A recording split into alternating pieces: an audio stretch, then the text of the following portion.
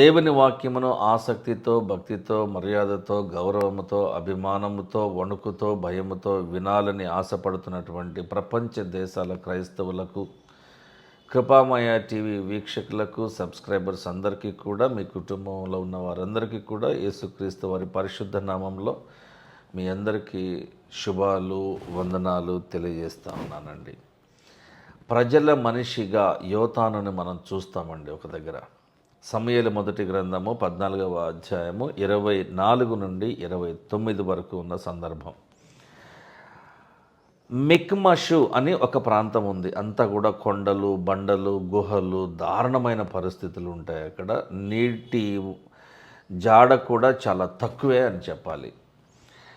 ఆ మిక్మషు అనేటువంటి ప్రాంతంలో యుద్ధం జరిగింది. ఇష్మాయేలీలకు అనగా ఫిలిష్తీయులకు, యూదులకు అనగా హెబ్రీయులకు అని పిలిచేవాళ్ళు. ఫిలిష్తీయులకు, హెబ్రీయులకు మధ్య యుద్ధం జరిగింది. ఆ ప్రాంతాన్ని మిక్మషు అని అంటారు. ఇక్కడ ఒక సంఘటన, నేను నా శత్రువుల మీద పగ తీర్చుకొనక మునుపు, సౌలు మాట్లాడుతున్నాడు చూడండి. సాయంత్రము కాక మునుపు, చీకటి పడక మునుపు భోజనము చేసేవాడు ఎవడైనా ఉంటే వాడు శపించబడతాడు అని సౌలు జనుల చేత ప్రమాణము చేయించాడు. అందువలన జనులు ఏమీ తినకుండా ఉండిపోయారు. జనులందరూ ఒక అడవిలోనికి రాగా అక్కడ నేల మీద తేనె కనపడింది. జనులు ఆ అడవిలోనికి వచ్చినప్పుడు తేనె కాలువ కట్టి ఉండెను కనుక తాము చేసిన ప్రమాణమునకు భయపడి ఒక్కడు కూడా చెయ్యి నోటి పెట్టలేదు. అయితే యోనాతాను, సౌలు కుమారుడైనటువంటి యోనాతాను తన తండ్రి జనుల చేత చేయించిన ప్రమాణము వినలేదు కనుక తన చేతి కర్ర చాపి దాని కొనను తేనె పట్టులో ముంచి తన చెయ్యి నోటిలో పెట్టుకొనగా అతని కన్నులు ప్రకాశించెను ఆనందముతో. జనులలో ఒకడు, నీ తండ్రి జనుల చేత ప్రమాణము చేయించి ఈ దినమున ఆహారము పుచ్చుకున్నవాడు శపించబడునని ఖండితముగా ఆజ్ఞాపించి ఉన్నాడు. అందుచేతనే జనులు బహు బడలి ఉన్నారు అని చెప్పాడు. బడలి ఉండడం అంటే అలసిపోయి ఉన్నారు, బడలిక, అలసట. అందుకు యోనాతాను, అందుచేత నా తండ్రి జనులను కష్టపెట్టిన వాడయ్యాడు. ఆ విధంగా నా తండ్రి ప్రజల్ని కష్టపెట్టిన వాడయ్యాడు, బలవంతంగా వాళ్ళని ఉపవాసం చేయించాడు. నేను ఈ తేనె కొంచెము పుచ్చుకున్నంత మాత్రమున నా కన్నులు ఎంత ప్రకాశిస్తున్నాయో చూడండి, ఎంత ఎనర్జీ వచ్చిందో చూడండి, ఎంత ఉల్లాసంగా ఉన్నానో, ఎంత ఆనందంగా ఉన్నానో, ఎంత శక్తివంతంగా అయిపోతున్నానో. Instant energy being provided by honey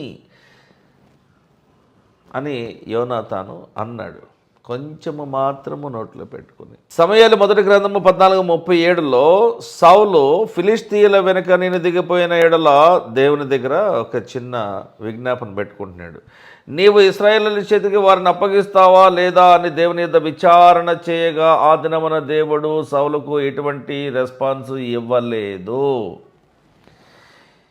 ఎప్పుడు ఏదో ఒక రెస్పాన్స్, ఏదో ఒక రకంగా, ఏదో ఒక రూపేణ దేవుడు నాతో మాట్లాడతాడు, రెస్పాండ్ అవుతాడు. కానీ ఈరోజు ఏంటి, ఏం మాట్లాడట్లేదు.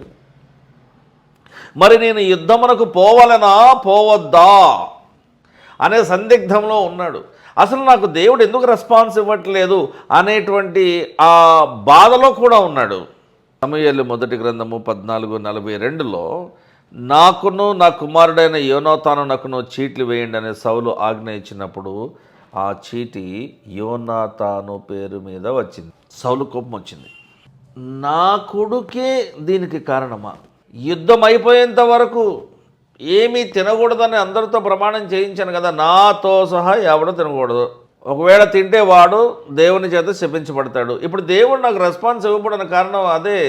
పాపం చేయకూడదు అనుకున్నాను, చేసాడు ఎవడో దరిద్రుడు, వాడు ఎవడో తెలుసుకోవడానికి దేవుని మీద విచారణ చేసినప్పుడు, చీట్లు వేసినప్పుడు ఓ పేరు వచ్చింది, అది యోనాతాను.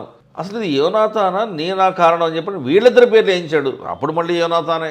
కోపం వచ్చింది సౌలుకి. సమూయేలు మొదటి గ్రంథంలోనే 14వ అధ్యాయంలోనే 44 నుంచి 45 వరకు మాట్లాడుకుందాం. అందుకు సౌలు అంటున్నాడు, యోనాతానా నా కుమారుడా, నీవు అవశ్యముగా తప్పకుండా చచ్చిపోతావు, నేను చంపేస్తా. నేను ఒప్పుకొనని ఎడల దేవుడు నాకు గొప్ప అపాయము కలుగుచేయను కాక. అయితే జనులు సౌలుతో ఇలా అంటున్నారు, ఇశ్రాయేలీలకు ఇంత గొప్ప రక్షణ కలిగ చేసిన యోనాతాను మరణమైపోతాడా? చంపేస్తావా? అది ఎప్పటికీ కూడా జరగదు, జరగనివ్వమేమో. దేవుని సహాయము చేత ఈ దినమున యోనాతాను మనలను జయమును అందించాడు, మనకి జయాన్ని తీసుకొచ్చాడు, విక్టరీ తీసుకొచ్చాడు. యెహోవా జీవము తోడు, మేము దేవుని మీద ప్రమాణం చేస్తా ఉన్నాము. సౌలా విను, నీ కుమారుడైనటువంటి యోనాతాను తల వెంట్రుకలలో ఒక్కటి కూడా నేల రాలదు అని చెప్పి యోనాతాను మరణము కాకుండా జనులు అతనిని రక్షించారు. ప్రజల మనిషి అండి యోనాతాను.